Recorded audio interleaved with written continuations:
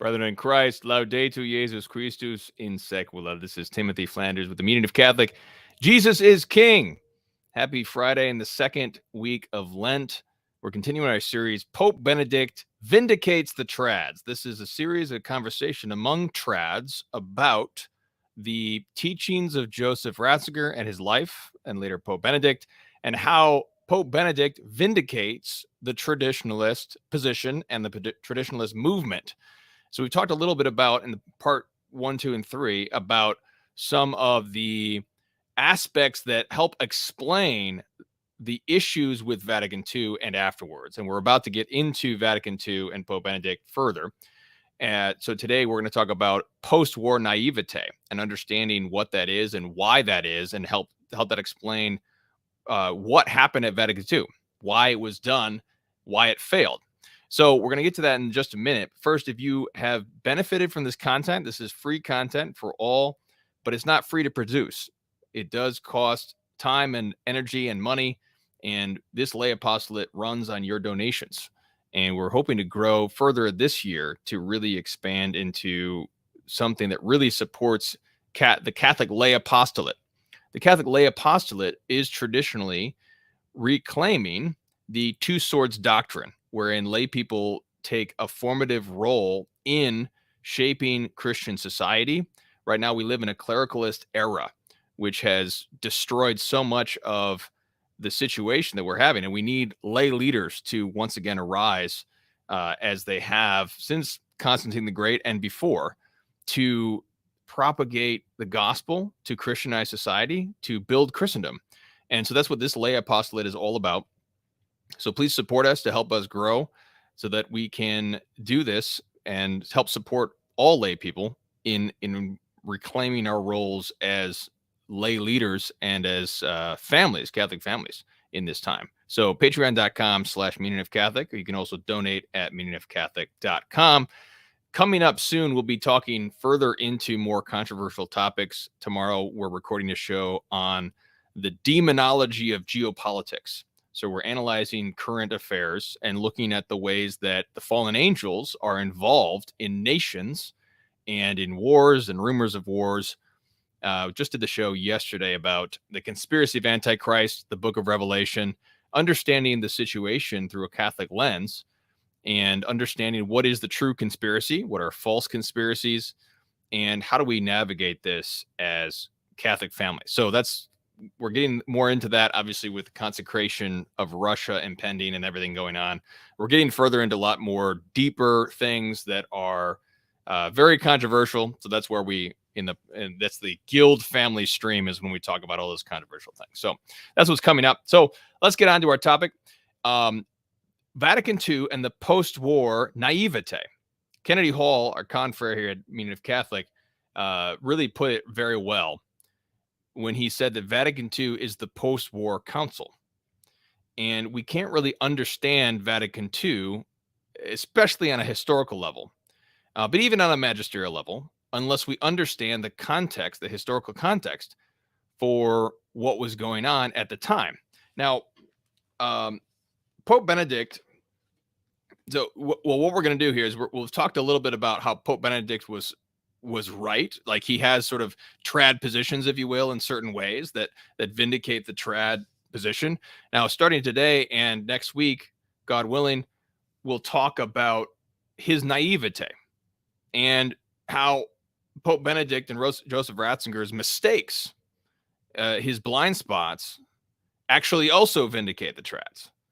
So we'll be talking about how Pope Benedict agrees with the trads, but also how Pope Benedict, his sort of missteps or naivete, also vindicates the trad. So post-war naivete.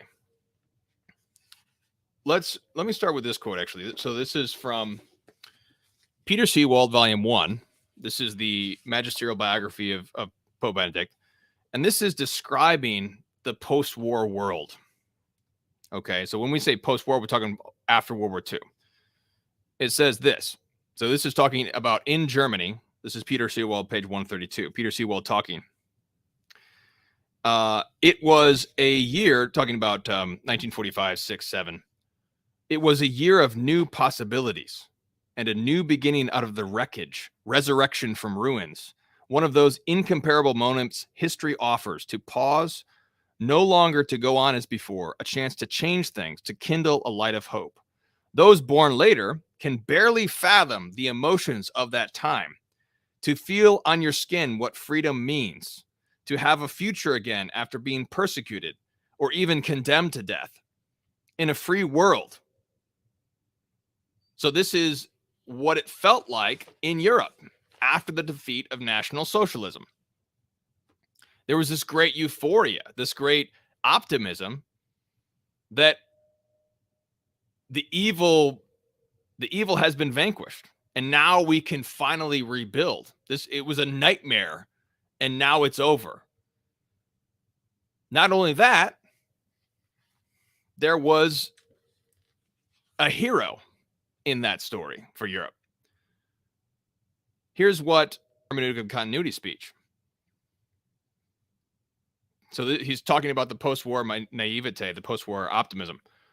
Quote, people came to realize that the American Revolution was offering a model of a modern state that differed from the theoretical model with radical tendencies that had emerged during the second phase of the French Revolution. Catholic statesmen demonstrated that a modern secular state could exist that was not neutral regarding values, but alive, drawing from the great ethical sources opened by Christianity. Now, perhaps the most prominent among these churchmen, which Ratzinger may be referring to, is Jacques Maritain. Jacques Maritain immigrated to the United States in the 1920s, and he came from a France that was extremely divided, bitterly divided between monarchy and republicanism.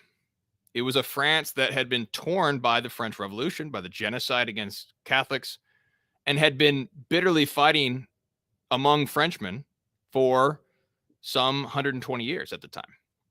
So he comes to the United States, and he experiences a different flavor of republicanism, which is the American version, which is a great breath of fresh air. He doesn't see the same bitterness that he experienced in France. And in the 1920s, he writes a new book called Integral Humanism. And this is his effort to promote something like what we call the American experiment, which is the polity of the United States, which is this secular republic. But as Ratzinger says, it's not neutral towards values. It does have sort of a quasi-religious Christianity, something like that, which is true, historically true. As the American Revolution is a conservative anti-Catholic revolution, which was pro-Catholic in some senses. And we don't have time to get into that, but the point is that it is entirely different than the French Revolution in terms of its attitude towards the church and religion in general. And so Jacques Maritain says this, and he sees this. He's like, wow, this is totally different than the French experience. So he writes this praise of the French, the United States republicanism. And then he writes his reflections on America, which is in the 1950s during this period of post-war optimism. He writes this. This is in Reflections on America, 1956. It will be necessary for the European spirit and the American spirit to meet and cooperate in common goodwill. It is possible to be more specific to say what the world expects from America is that she keep alive in human history a fraternal recognition of the dignity of man. In other words, the terrestrial hope of man in the gospel. Now, I want to explain what they're talking about when they say the dignity of man. In a good sense, they're talking about the freedom of the individual person to be free from something like National Socialism. This is the context of what they're talking about. National Socialism was an extreme pagan regime that was attempting to impose its will on all human persons, all families, to make everybody an object of the state regime. So there was no freedom whatsoever. And so having this freedom, this dignity of man, that there was this true freedom, a good amount of freedom, not making someone an object of the state to do the state's will. So this is what Maritain is talking about when he's talking about the hope in the gospel in this context of this post-war optimism. So the reason that Catholic churchmen were so optimistic was because the United States had come in and in 1941 had rescued Europe from National Socialism. And then in the 1950s, especially, they seemed to be very, very Catholic. Hollywood was exporting. Speaking of Fatima, there was the Fatima movies. There was all these.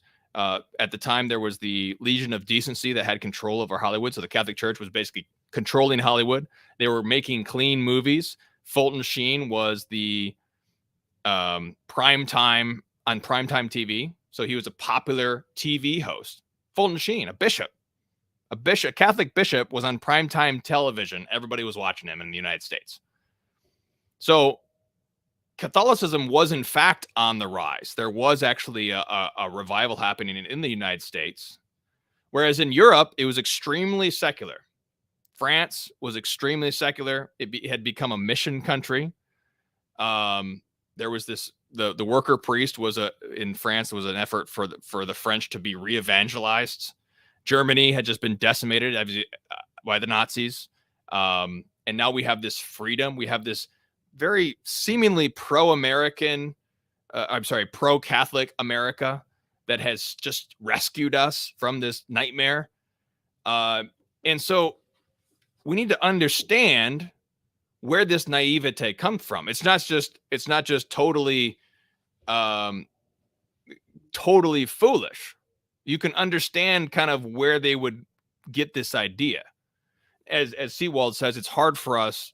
I mean, I was born in 1987. It's hard to understand why were they so optimistic. But if you place yourself in that context, you can understand why they were so optimistic. But ultimately, it was a naivete. And we're going to get into that as to why it was a naivete. A few other aspects to this. We had Hollywood and Fulton Sheen.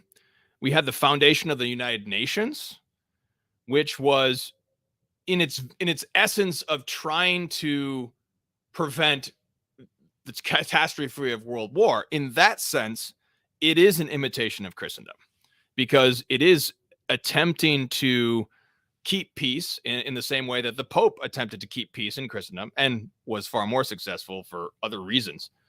The United Nations is founded after the war and as another party, just like the League of Nations that had failed. So there's this great optimism, and there's a rising younger generation, which is coming to the fore, who is pushing off what their elders did. And the reason is because their elders were Nazis. So it's not only the type of thing where, this is like Marxist feminism rebelling against the elders rock and roll. It's not just that bad stuff. It's realizing that actually our elders became Nazis. So we have a problem with some of these older ideas. We want to actually build something new on the ruins of what just happened. And so, but we actually want to do it in a Christian way, in a new way that's going to actually work. And so here's what comes this post-war optimism. Now, I'll read this in just a minute. The big thing, Justin the Catholic is pointing out JFK. So this is the other big optimism. Right in 1960, he gets elected.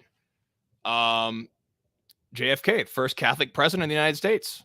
This great optimism, and he's the one preaching this message so much about optimism. And hold on a second. Hey, Jack, I need you to wait 5 more minutes, please. Yes, you can. All right.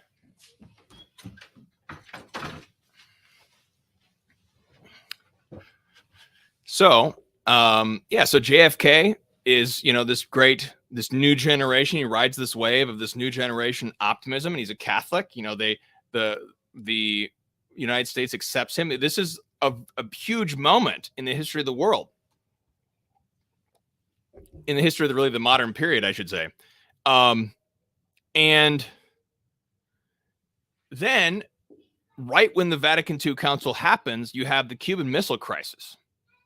And so we have this great scare. Are we going to go right back to the same thing again? This huge nightmare that we just had. But they resolved this nuclear crisis by doing what? Dialogue. They dialogue. JFK dialogues with the Soviets. They work it out. Crisis averted. Wow. That's a great way to start the Second Vatican Council. We just had dialogue with the United States, who's this moral leader. We can actually do this. We can build back better. we can make something better out of the ruins of National Socialism. It's like within their grasp. They're so excited. We're actually going to do something. We're going to make the Second Vatican Council. We're going to go out and evangelize. We're going to take back all these things. So this is all the naivete that's just pumping through the council halls. Everybody's so excited. I want to read one last quote here, and we'll get to some questions. So here's Ratzinger. This is from against Peter Seawall's Volume 1, page 159.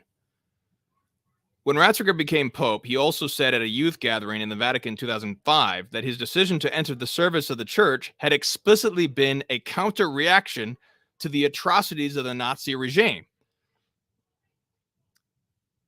And then quoting Ratzinger, the great figures persecuted by the Nazi regime, for example, Dietrich Bonhoeffer, became great models for me.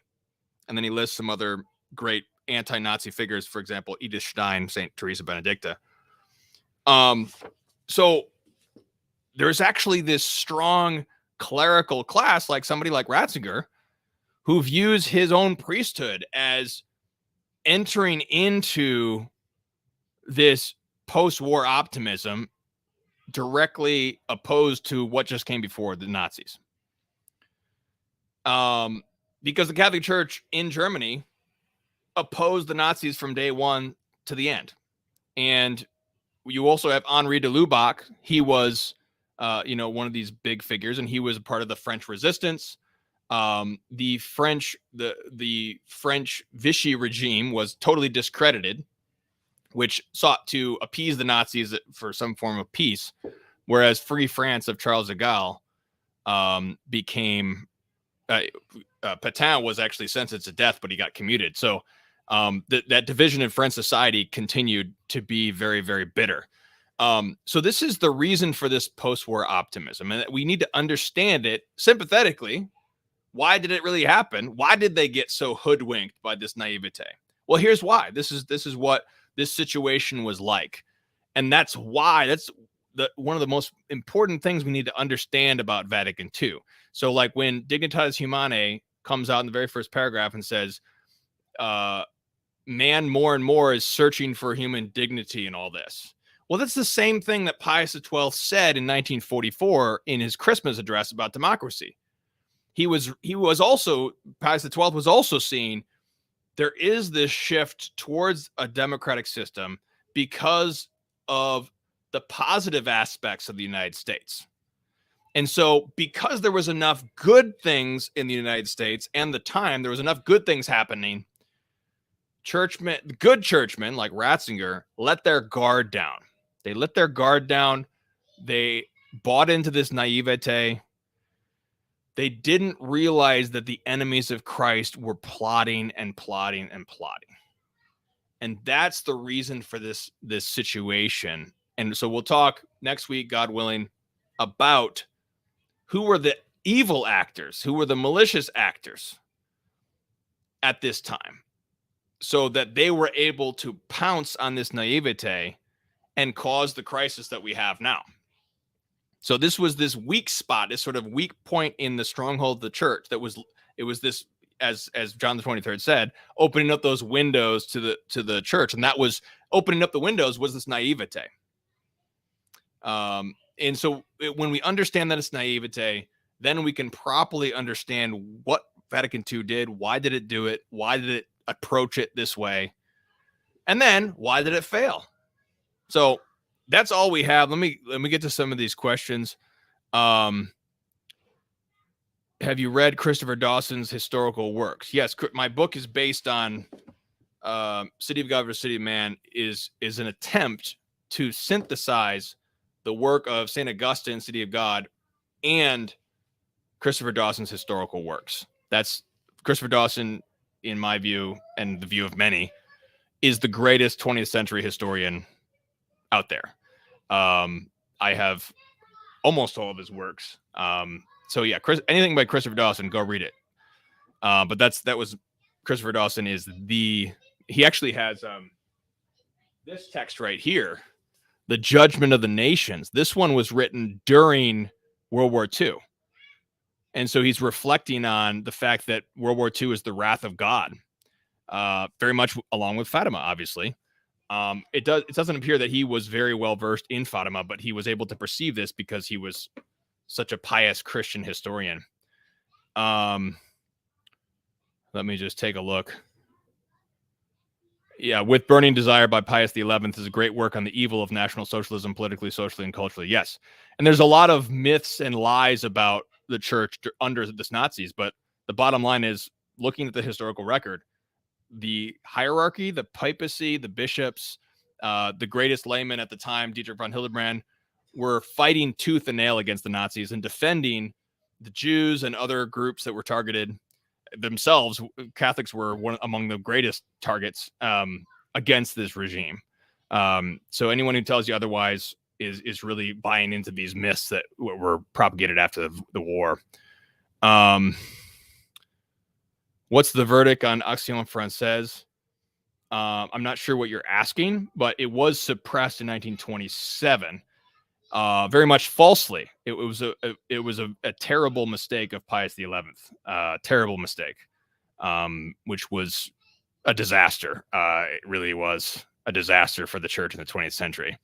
Cardinal Billot resigned in protest at this unjust suppression. Fulton Sheen was so watered down with his message that Protestants felt validated in their heresy. I think that's not really not very fair, I think. I mean, you have to understand the context here. I mean, Fulton Sheen is preaching to Protestants, bringing them to the faith. I mean, he's converting people like Bella Dodd. I mean, you can't come out and go full throat Catholic in the hostile environment. You have to at least give them what they can handle to win them over to the faith. So I think that's not really a fair characterization of Fulton Sheen. Let me see. Any other questions or comments? CIA and KGB involvement in Vatican II. Yes and yes. We'll talk about those nefarious actors next week, God willing. Traditional Thomist. Practical question. How do we avoid being scrupulous like pre-Vatican II hyper-Thomist, as well as avoid the naivete attitude of the 1960 churchmen? Great question. I mean, I think ultimately it's about understanding the duties of your state in life. The church kind of makes this clear for us. It breaks it down. What are your duties? You are I mean, most of us are laymen, laywomen. Our duty is to pass down the faith, save our own souls, pass down the faith to our children. And if we have availability to implement the lay apostolate according to our state in life. And the lay apostolate, as the meaning of Catholic is a lay apostolate, the lay apostolate is to convert your neighbors, convert your sphere of influence. So neighbors, people in your neighborhood, convert them, all of those things. You should be doing all this. Should be number one priority, all these things. And then it's only second, third, fourth, fifth priority for you to start to deal with all of these controversies and try to figure those out and fix them. Because ultimately that's God's responsibility. Like, Christ is the head of the church. And so we don't need to worry. Christ will fix his church. I'm going to present in this series my own theory, my own hypothesis that I have in my book as to why did God allow Vatican II? I do believe that God is working good out of evil, working good out of evil situations and crises in the church. And I have a hypothesis about that I'll share. But I think that ultimately we need to really restore a true Catholic sense, in the sense that most of us, or many of us, many people need to just get back to their state in life, get back to what they need to be doing in their local community and their family, and focus on that. And then all the news and the international stuff, that's not your responsibility, unless you might be a lay leader, or you might be, you know, somebody who has more influence or something like that. Then you can deal with all that stuff. But a lot of us would just need to ignore Vatican news and get on with our saving our souls and saving our neighbor's souls. So I think if a lot of us did that, but I think like this series, for example, is a lot about trying to address a lot of people who are doubting in their faith because of all these issues. People who are looking at these histories and they're just like, you know, the church is lost. You know, the gates of hell have overcome the church or something like that, and they're losing their faith, and they're want to become Greek Orthodox or whatever have you. So we're trying to address a lot of that stuff. That's the purpose of this show. And this is so, you know, if this type of depth or this type of you know, macro view is not helpful to the duties of anyone's state in life, turn this off and go save your soul and your family. You don't need to watch me on the internet. Even though, as I noted, you know, this is part of my own family income is making money on this so that I can support my own family. So it's part of my duties of my own state of life. But I think the internet can be a trap sometimes. So I don't know. I don't know if that's helpful. But I mean, that's my 2 cents. Let's see.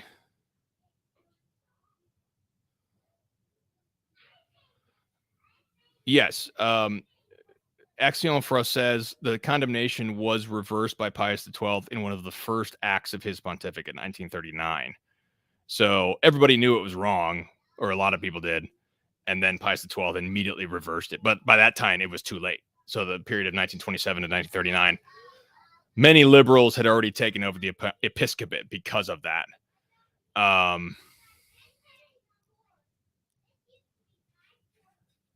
I don't really get the I don't really get the criticism of Fulton Sheen.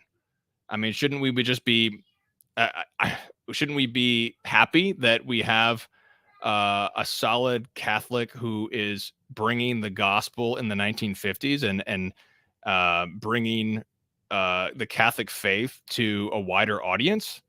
I mean, I don't know what evidence there is that he was really compromising. There's a difference between presenting, as what St. Paul says, there's a difference between giving someone milk instead of meat and compromising with lies and poisonous lies. I mean, if someone can present evidence that Fulton Sheen was in fact a modernist, or in fact a communist, or in fact any of these bad things, then okay, we can have a conversation. But I think that your criticism is a bit harsh on Fulton Sheen.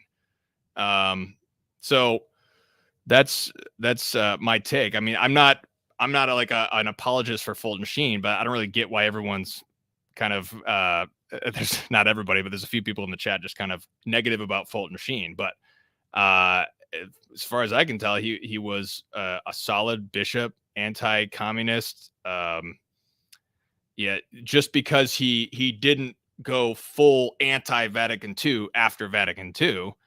Well, a lot of bishops didn't quite understand what was going on. Even good bishops. I mean, Ottaviani is a great example. I mean, he's kind of a hero to the trads, but he didn't go full anti-Vatican II. So I think you need to be fair and charitable with when you're going to criticize. I mean, everybody's got a blind spot. That's the thing. I mean, I've like 50 years from now, somebody's going to say, wow, Timothy Flanders totally missed this. And it's going to be true. Of course. I mean, I can't predict everything that is being said. That's just the reality. Like, people, you gotta be fair with people. I mean, if everybody got judged so strictly like that, we're all toast. So I think we gotta be charitable. Okay, like Fulton Sheen did a lot of good. Maybe you could have done better here and there and there. Okay, fine.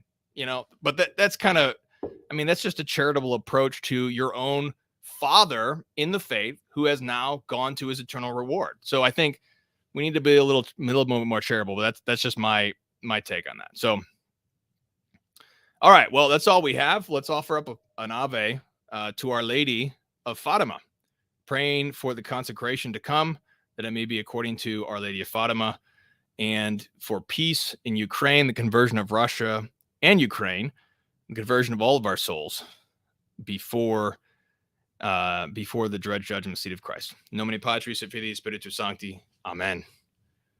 Ave Maria, gratia plena, Dominus tecum, benedicta tu mulieribus, et benedictus fructus ventris tui, Iesus. Santa Maria, Mater Dei, ora pro nobis peccatoribus, nunc et in hora mortis nostrae. Amen. In nomine Patris et Filii Spiritus Sancti. Amen. Jesus is King.